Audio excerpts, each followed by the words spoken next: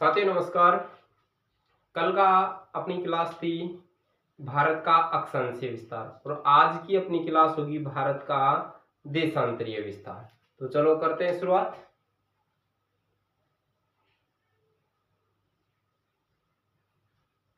पाठ का नाम अपना है भारत की स्थिति। भारत की स्थिति में हमने भारत का अक्षांशीय विस्तार पढ़ लिया था और देशांतरीय विस्तार अपना चलेगा।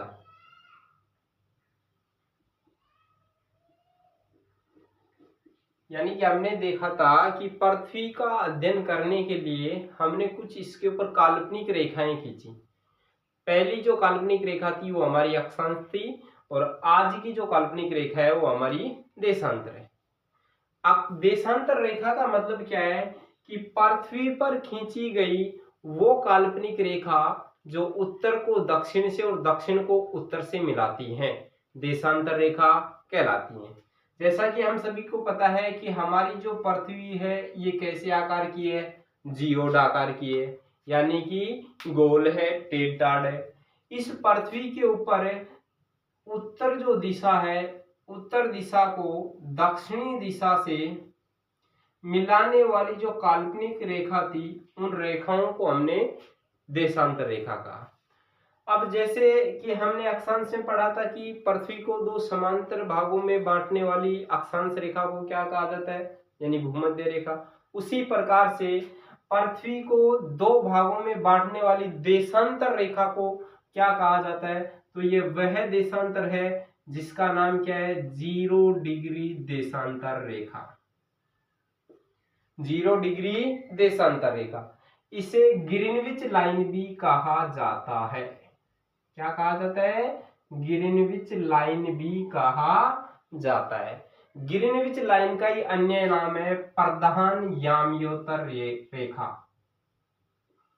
प्रधान याम्योत्तर रेखा, और इसी को हम कह सकते हैं अंतरराष्ट्रीय समय रेखा। ये जो 0 डिग्री देशांतर रेखा है ये भी पृथ्वी को दो गोलार्धों में विभाजित करती है, एक तो पूर्वी गोलार्ध और एक पश्चिमी गोलार्ध। ये आपका पूर्वी गोलार्ध हो गया और ये हमारा पश्चिमी गोलार्ध।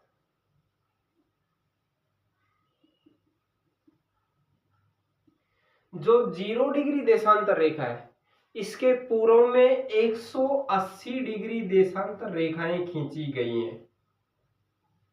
ऐसे ही इसके पश्चिम में भी कितनी देशांतर रेखाएं खींची गई हैं, 180 डिग्री। यानी कि अब हम बात करें कि टोटल देशांतर रेखाओं की संख्या कितनी है, तो कुल देशांतर रेखाओं की संख्या 360 है। यानी कि 180 प्लस 180 कितने हो गए, 360। 180 डिग्री जो देशांतर रेखा है उसे अंतरराष्ट्रीय स्थिति रेखा कहा जाता है। 180 डिग्री देशांतर रेखा को क्या कहा जाता है, अंतरराष्ट्रीय स्थिति रेखा कहा जाता है। यानी कि यहां से स्थिति चेंज हो जाती है।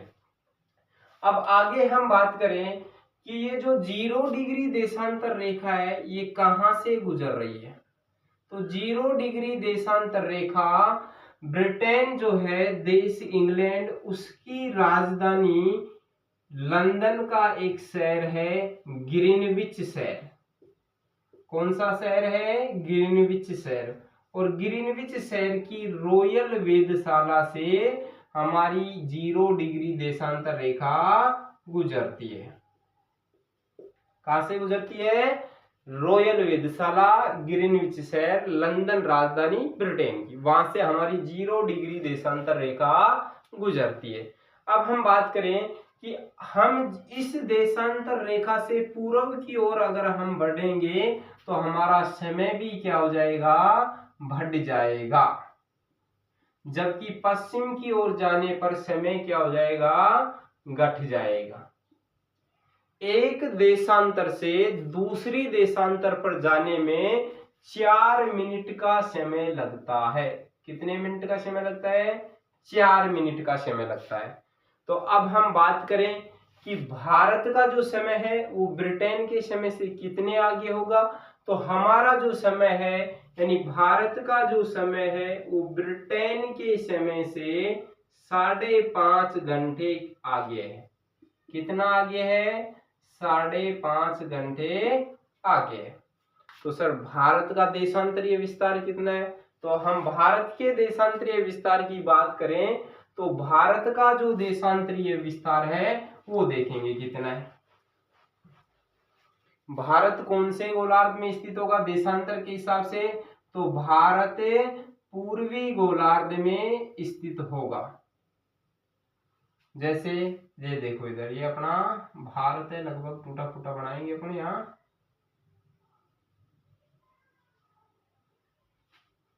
देखो भाई,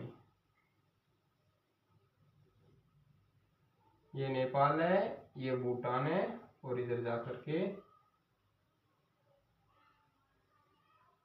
ये अपना भारत है। देखो, तो भारत के देशांतरीय विस्तार की मैं बात करता हूं तो भारत का सबसे पश्चिमी जो देशांतर है वो 68 डिग्री 7 मिनट पूर्वी देशांतर है। जबकि पश्चिमी देशांतर की, सबसे पूर्वी देशांतर की मैं बात करता हूं तो सबसे पूर्वी देशांतर है 97 डिग्री 25 मिनट पूर्वी देशांतर। यानी कि भारत का देशांतरीय विस्तार 68 डिग्री 7 मिनट पूर्वी देशांतर से लेकर के 97 डिग्री 25 मिनट पूर्वी देशांतर है। भारत का जो सबसे पश्चिमी बिंदु है वो है गौर माता सरक्रीक, कच्छ गुजरात। कौन सी जगह है? गौर माता सरक्रीक, कच्छ गुजरात। जबकि भारत का सबसे पूर्वोत्तम बिंदु जो है वो कौन सा है? वो है भाई आपका किबुत वलांगू, अरुणाचल प्रदेश। किबुत वलांगू, अरुणाचल प्रदेश, ये भारत का सबसे पूर्वी बिंदु है। भारत के सबसे पश्चिमी और पूर्वी बिंदु के बीच की दूरी 2933 किलोमीटर है, यानी 2933 किलोमीटर है भारत के सबसे पूर्वी और पश्चिमी बीच के बिंदु के मध्य दूरी। आगे हम बात करें कि भारत के पूर्वी और पश्चिमी समय में कितना अंतर है, यानी कि यहाँ सूर्य और यहाँ के सूर्य उदय होने में कितना अंतर है। तो भारत को सबसे पूर्वी बिंदु और पश्चिमी बिंदु में लगभग हम कह सकते हैं कि 2 घंटे का अंतर है। कितने घंटे का अंतर है? 2 घंटे का। और इसी अंतर को ध्यान में रखते हुए हमने भारत की जो मानक समय रेखा ली है वो है भारत की मानक समय रेखा 82.5 डिग्री पूर्वी देशांतर। भारत की मानक समय रेखा कितनी है? 82.5 डिग्री पूर्वी देशांतर। 82.5 डिग्री जो पूर्वी देशांतर रेखा है ये कहां से गुजरती है? तो ये गुजरती है नैनी, इलाहाबाद, उत्तर प्रदेश से होकर ये रेखा गुजरती है। नैनी, इलाहाबाद, उत्तर प्रदेश से होकर के भारत की मानक समय रेखा 82.5 डिग्री पूर्वी देशांतर रेखा गुजरती है। यह जो देशांतर रेखा है ये भारत के लगभग मध्य से होकर गुजरती है, भारत को 2 बराबर भागों में बांटती है, इसलिए इस रेखा को भारत की मानक समय रेखा चुना गया है। आगे हम बात करें कि ये मानक समय रेखा है ये कौन कौन से राज्य से गुजर रही है। तो मानक समय रेखा उत्तर प्रदेश, छत्तीसगढ़, मध्य प्रदेश, उड़ीसा और आंध्र प्रदेश से होकर गुजरती है। यानी कि ये 5 स्टेट हैं जहां से हमारी मानक समय रेखा गुजरती है। तो ये भारत का देशांतरीय विस्तार था।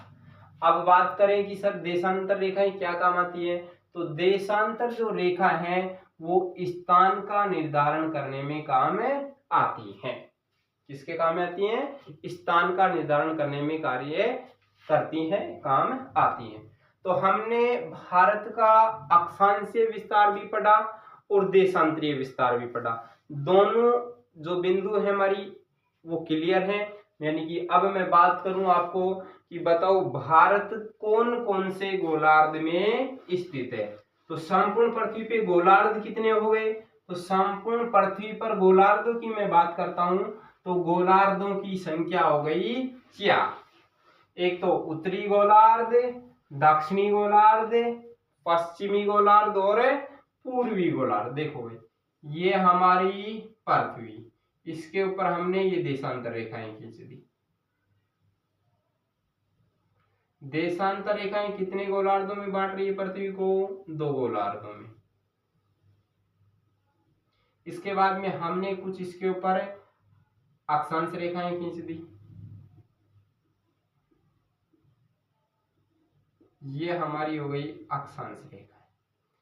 तो देखो ये तो है 0 डिग्री देशांतर रेखा और ये है 0 डिग्री अक्षांश रेखा, जबकि हमारा भारत स्थित है यहाँ, ये भारत अपना। तो ये तो इस गोलार्ध की बात करते हैं तो ये तो पूर्वी गोलार्ध, ये आपका पश्चिमी गोलार्ध। ये इस आधार पे अक्षांश के आधार पे बात करेंगे तो ये हो गया हमारा उत्तरी गोलार्ध और ये हो गया हमारा दक्षिणी गोलार्ध। उत्तरी और पूर्वी गोलार्ध के मध्य हमारा भारत स्थित है, इसलिए भारत किस गोलार्ध में स्थित होगा, भारत उत्तरी पूर्वी गोलार्ध में स्थित होगा। ये हमारा अक्षांशीय और देशांतरीय विस्तार था। तो आपको कमेंट करके बताना है कि हमारे द्वारा दी हुई जानकारी आपको कैसी लगी।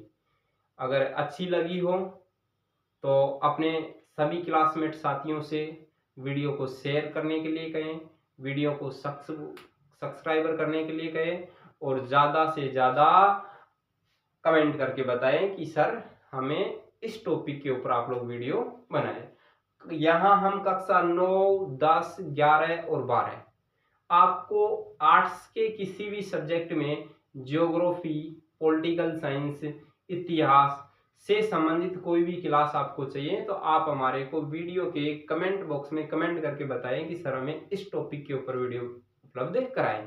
बाकी हम क्रम वाइज पूरा आपका जो सिलेबस है वो यूट्यूब पर फ्री कराएंगे। जय हिंद, जय भारत, जय महात्मा गांधी।